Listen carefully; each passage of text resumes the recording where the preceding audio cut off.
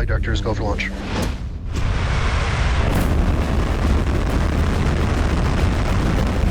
We have liftoff.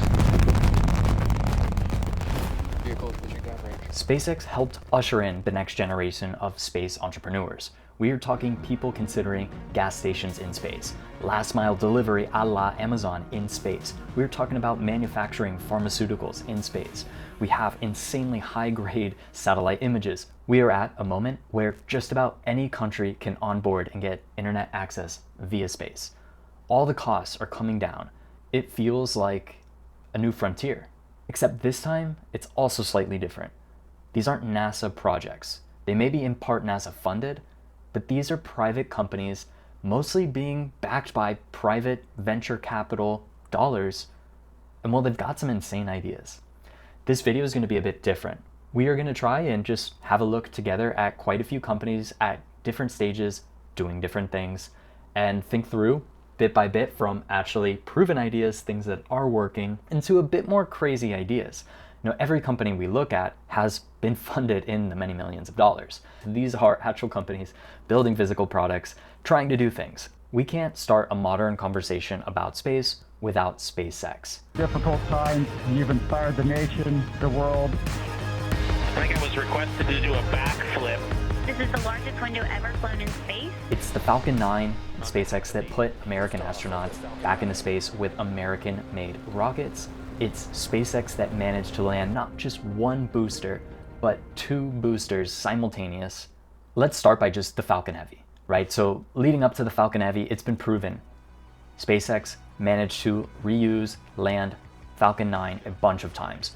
But this sort of, to me, was the moment on its first attempt that just clearly, reshaped my expectation on what was possible.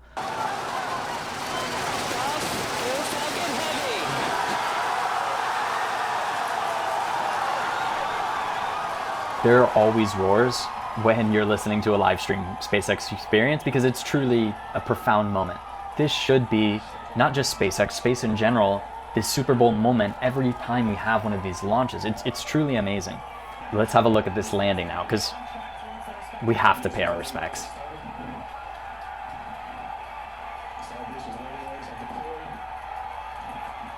That is landing the boosters first try simultaneous. In 2015, they had 7 launches, 6 of them successful. And as we're about to see in this next quick little clip, just how impactful and how this engineering mindset, including reusability, has redefined what it is to send payload to space. They basically went from, as I mentioned, 6 successful launches out of 7 in 2015. In 2023, they had 98 launches, all of them successful. In 2024, they are scheduled for 144 launches. Keep in mind, 2/3 of those are planned for Starlink. We'll talk about that in a moment, but their only real limitation right now is launch windows. So that's getting payload to space. That enables so many new applications. Now, what if we then think of their new business in Starlink, which is providing internet services via satellite? In March 2019, the first 60 Starlink satellites were launched. There's around 5,000, better yet, there's over 5,000 Starlinks in orbit today. There's another 12,000 planned, with a possible extension up to 42,000. This is high-speed internet basically anywhere you are. If you're renting an Airbnb in Patagonia, chances are you may see part or next to that listing satellite services with Starlink. This is not just in the US. This is also not just in rural communities anymore. It is such a large network that 1, you can roam with it, in fact. 2, you can have it on all sorts of large commercial vehicles, or I guess personal vehicles, and it's a super adequate service. T-Mobile is partnered, airlines are partnered. It's truly incredible. Now let's look at this map. This is mind-blowing. So as I mentioned, we are approaching 6,000 satellites. Just look at this. It's absolutely crazy. It is absolutely crazy. Not only it's a testimony to how large space is for all of these to be flying, all of these to be moving around on their own paths, but just shocking how this has happened in the past 4 years or so. That's SpaceX. They clearly dominate this. They are by far larger than any government, and more than likely larger than the next X number of providers combined. This is, in many regards, bringing back this American industry aspect, and certainly one of the biggest national security elements, Rocket Labs. So they were actually founded in New Zealand, if I'm not mistaken, and just recently passed 50 launches.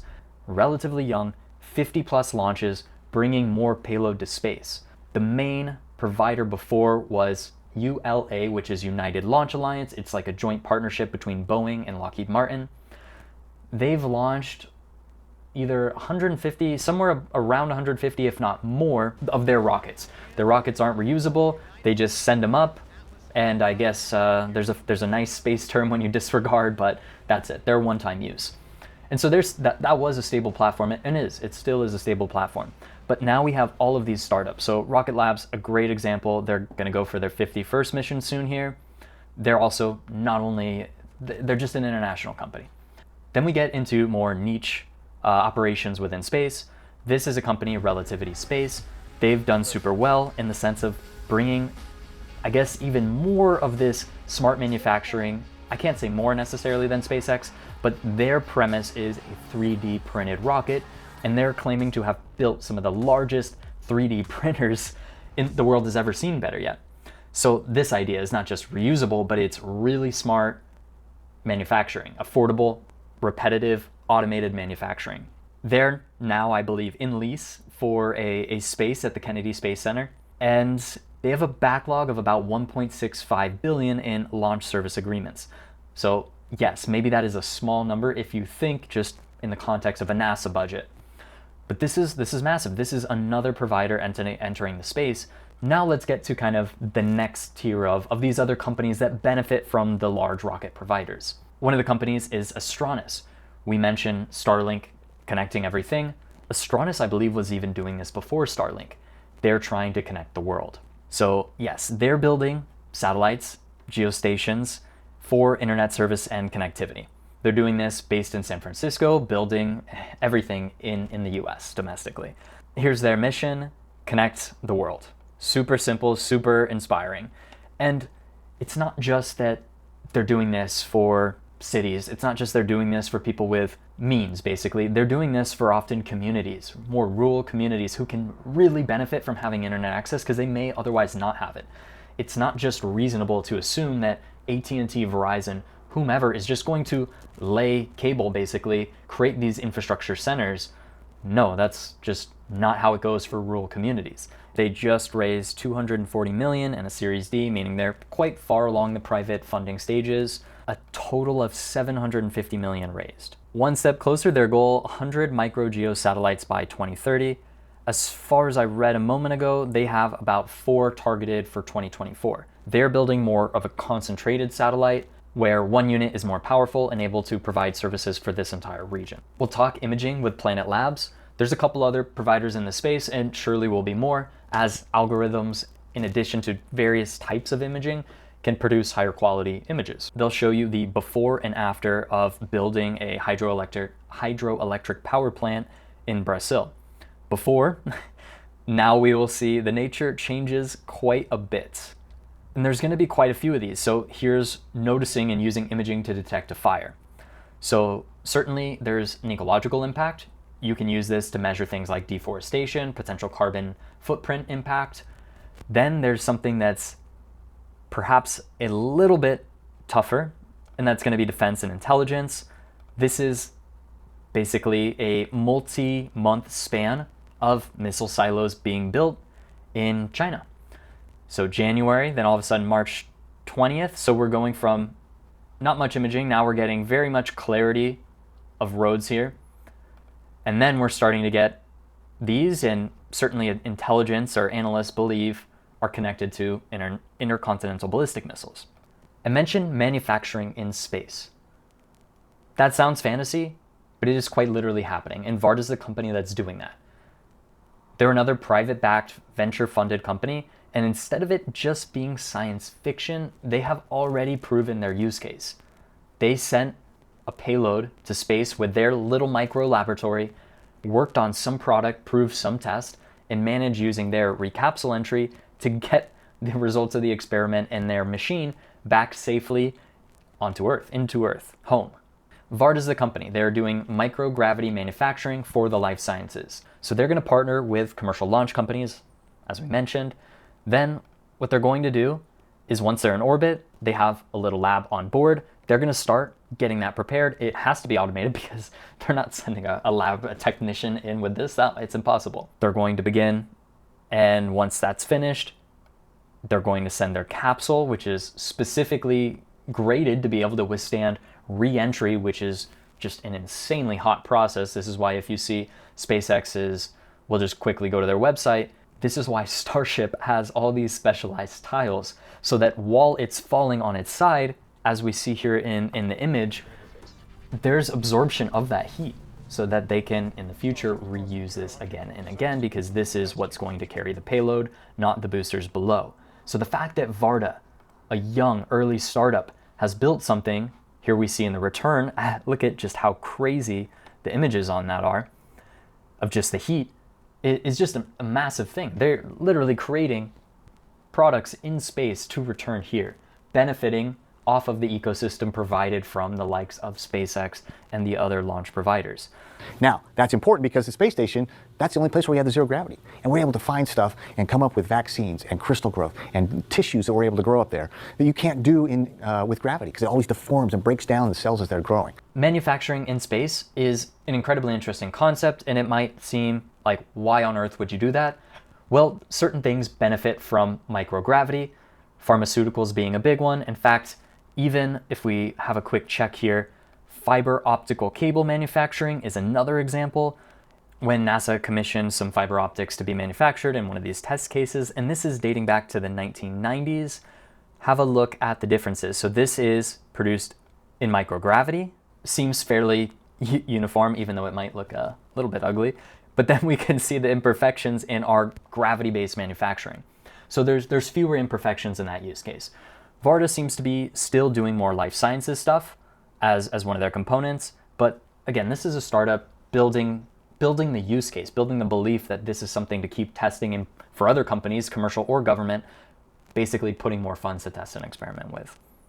With Varda, despite the definite success that they've had and how crazy of an idea that is, congrats and hats off to them, we started getting a little bit further down the line of perhaps some wishful thinking. And so this is with Momentus where it really starts to happen.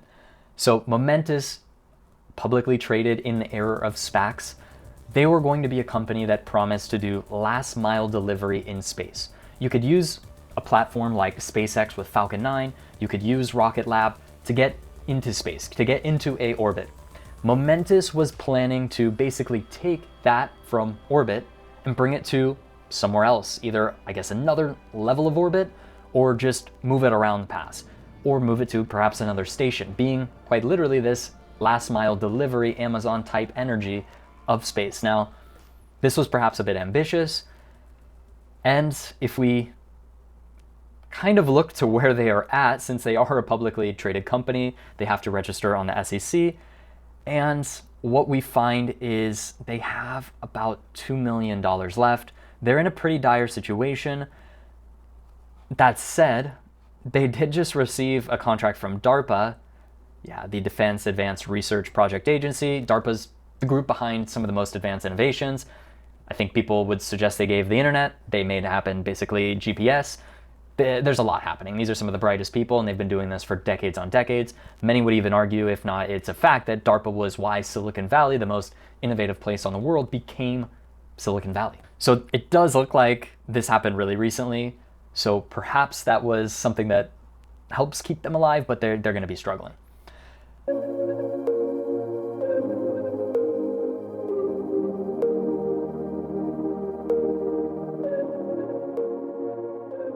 Whereas Momentus was hoping to take you from orbit to orbit, or move you around within space, Orbit Fab is targeting to help fuel you so that you can keep your journey longer. What they're saying is, let's eliminate single-use spacecrafts. Assumingly, once a space object, whether that's a satellite, whether that's something that's been sent, like a rocket booster, like the Tesla Roadster, once that's sent up and its usefulness is over, it's just going to become space debris. The idea is extending the life through refueling or perhaps sending something else that it might need. Other objects might basically need to keep the longevity of the mission going.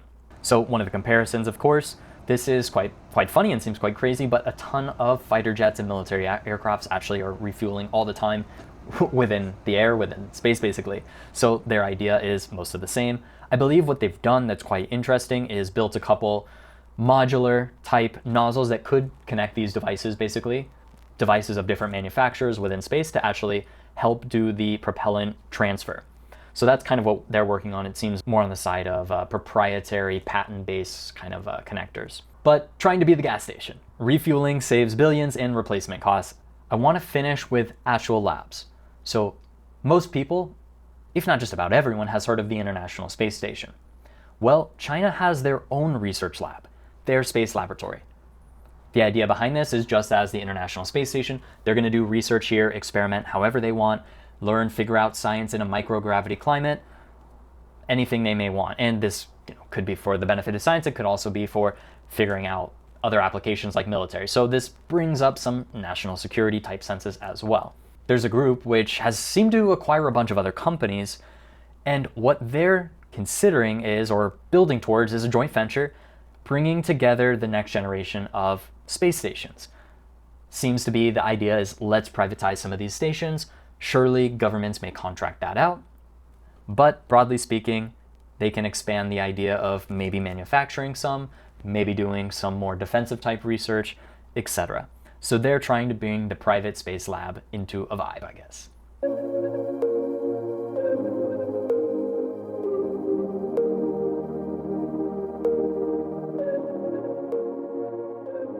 And that leads me to one thing, For All Mankind. This is an incredible Apple TV series. All I'm going to say is the idea is if the US was not the first to space, or better yet, what if the frontier didn't just stop at taking the first steps on the moon? For All Mankind is a really creative sci-fi series on Apple TV. I recommend if you're curious about this space and want to just expand your imagination, this is a fun video. Funny enough, this kind of seems like what's coming in the next 5 or so years, as it seems like we are going to put and are readying for manned missions to the moon. It seems likely that a base will be built there in, I would call it, the short to midterm future, and we're only going to expand further. If we back up, space is, we can't even really imagine how large it is. But we know what it has, and it's abundant. We know there's an insane amount of raw materials, precious materials, that we really can't fathom. So when you hear ideas, or maybe you've heard ideas like asteroid mining for all the rich minerals that it would contain, know that as we launch with more of SpaceX, with more of Rocket Labs, with Astra, with Relativity, in fact, even a European company, as far as I'm aware, just made their first launch. Maybe they didn't make orbit, but they had a success. As we have more of that, as we then have the next branch of companies that may make transportation between levels of space, that may start manufacturing in space, proving a larger commercial opportunity, not just government sponsored basically, or government deals, but something that the private sector would want. We'll start seeing the next kind of tiers and start assuming after the moon and after maybe a potential closer visit to Mars, more and more adventure further into other applications. Leveling expectations, I am not an aerospace engineer. I am not someone who's studied this immensely. I've simply followed startups. I've followed some venture capital funding. I'm curious about how the entrepreneurs, better yet, approaching this space, what their limits are, what they're thinking is possible, and just being a bit imaginative. Space isn't just an escape from Earth. It's not fantasizing about living in the cosmos. Maybe that is one cool way, but it can be seen in many ways as humans pushing their engineering limits, pushing all of the principles that we know and have been crafted over hundreds of years, over centuries of the smartest, brightest people of their time. I guess it's seeing what engineering is capable of and marveling in that as creators. It's a respect for hardware and physical things. And it's ultimately, it's power.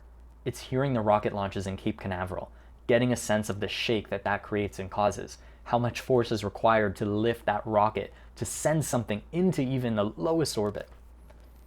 I'll add one quick note. The Kennedy Space Center in Cape Canaveral is an incredible, incredible experience if you want to see the scale of any of this.